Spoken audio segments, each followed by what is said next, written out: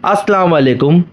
तो आज की ये कहानी हमारे साथ शेयर की है यासर कुरैशी ने, जिनके दादाजी यानी कि अफसर कुरैशी जी के साथ ये सारा हॉरर इंसिडेंट हुआ है।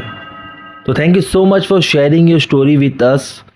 एक शैतान जब एक औरत को पोजेस कर लिया था, तब उसने एक ऐसा समझौता किया था जो कि अगर कोई और होता कुरैशी जी के अलावा तो शायद वो ये डिसीजन नहीं ले पाता जो उन्होंने लिया था।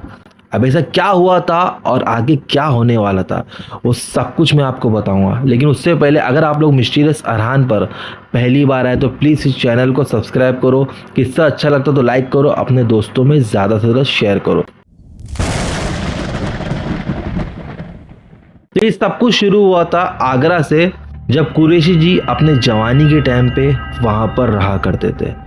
ये पेशे से एक मोची का काम करते थे और उस वक्त वहाँ के एक बहुत बड़े पीर बाबा के मुरीद भी थे। और ऐसा एक वक्त भी नहीं होता था जब ये अल्लाह की इबादत नहीं करते थे। ये हर वक्त की नमाज पढ़ते थे, खाली वक्त में ये इस्लामिक किताबें पढ़ते थे और इनका जो हुलिया था वो भी किसी बाबा की तरह ही हो गया था। क्या 1988 में ये आगरा से बॉम्बे आते हैं काम की तलाश में और सिर्फ 2 साल में ही ये बॉम्बे के गौंडी इलाके में एक घर ले लेते हैं और अपने परिवार के साथ यहीं सेटल हो जाते हैं। और कुछ ही दिनों में देखते देखते ये अपना खुद का कारखाना भी खोल लेते हैं और कुछ कारीगर को भी वहाँ पर रख लेते हैं। खैर अब एक दिन ये अपने कारखाने में काम ही कर रहे थे, तब उनका ये कारीगर आता है और उनके सामने आके बैठ जाता है। अब कुरैशी जी ने देखा कि कारीगर बहुत ही बीमार लग रहा है, बहुत ही मायूस लग रहा है, बहुत ही इसकी जो शक्ल है वो उतर गई है। तो उससे कहा, अरे भाई क्या हो गया तुम्हारे साथ, तुम बहुत बीमार लग रहे हो, इतने खामोशी से यहाँ पर क्यों बैठे हो, ऐसा क्या हो गया तुम्हारे साथ।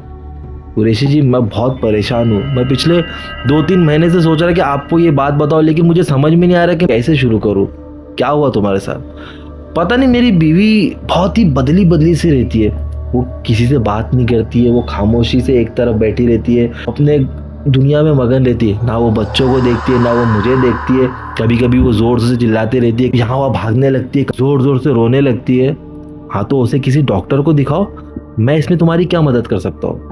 नहीं आप समझ नहीं रहे हो, मैंने डॉक्टर को भी दिखाया, लेकिन ये जो उसके साथ हुआ है इसका इलाज कोई डॉक्टर नहीं कर सकता। क्यों, ऐसा क्या हुआ है। पता नहीं, कभी कभी ना वो बहकी बहकी बातें करने लगती है, मर्दाना आवाज में चिल्लाने लगती है। मुझे समझ में नहीं आ रहा कि कुरैशी जी मैं क्या करूं। तो उसे कोई दरगाह पे लेके जाओ, शायद वहां पर तुम्हारी बीवी ठीक हो जाए। नहीं, आप एक बार मेरे घर पर आके देखिए, मुझे ऐसा लगता है जिस तरीके से आप पढ़ाई करते हो, आप जब आओगे तो आप खुद ही समझ जाओगे कि मेरी बीवी के साथ प्रॉब्लम क्या हुई है, बस एक बार आओ। कुरैशी जी ने हामी भरते हुए कहा कि ठीक है, मैं तुम्हारे घर पर आऊँगा, तुम फिक्र मत करो। खैर वो जो कारीगर था वो गोंडी के रफीक नगर में रहा करता था। अब जैसे वो घर में पहला कदम रखे है तब उनको थोड़ा नेगेटिविटी फील हुई, तो वो समझ गए कि यहाँ पर कुछ तो प्रॉब्लम है। तो उन्होंने ज़ोर ज़ोर से आयतल कुर्सी पढ़ना स्टार्ट किए। अब जैसे उन्होंने आयतल कुर्सी पढ़ना शुरू किया है, उस कारीगर की बीवी वो सुनकर दूसरे कमरे में भाग गई और भागकर अंदर सिसक सिसक के रोने लगी। तो कुरैशी जी ने कारीगर को रोका और आयतल कुर्सी जोर जोर से पढ़ने लगे। वो इतनी जोर जोर से आयतल कुर्सी पढ़ रहे थे कि मानो उस वक्त सिर्फ उनकी आवाज़ ही पूरे घर में गूंज रही थी और अंदर के रूम में वो औरत सिसक सिसक के रो रही थी।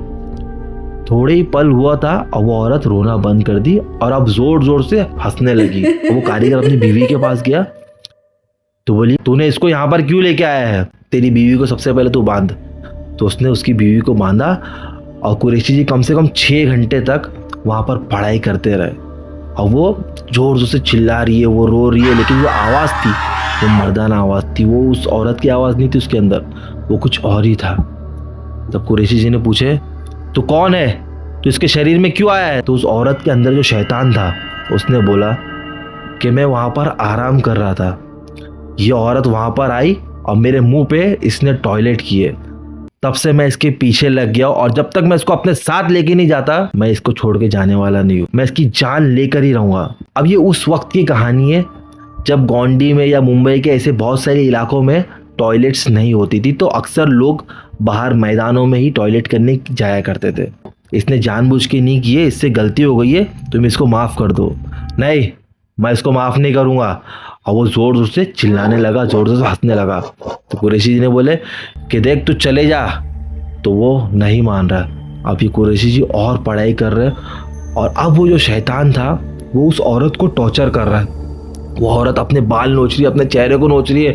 वो मतलब इतना ज़्यादा उस औरत को परेशान कर रहा था कि उसके हस्बैंड को देखा नहीं जा रहा था। और कहीं ना कहीं कुरैशी जी भी समझ चुके थे कि अगर उन्होंने कुछ नहीं किया तो ये कुछ और भी कर सकता है। और लोबान निकाले और उस पर पड़ के उस औरत के आंख पे मार दिए। तो वो शैतान बेचैन हो गया और उसने कहा कि ठीक है, मैं एक समझौता करूँगा, ये औरत और इसका हस्बैंड ये दोनों भी टॉयलेट खाना चाहिए तो ही मैं इनको छोड़ूंगा। हाँ ठीक है, तुम जैसा बोलते हो वैसे ही होगा।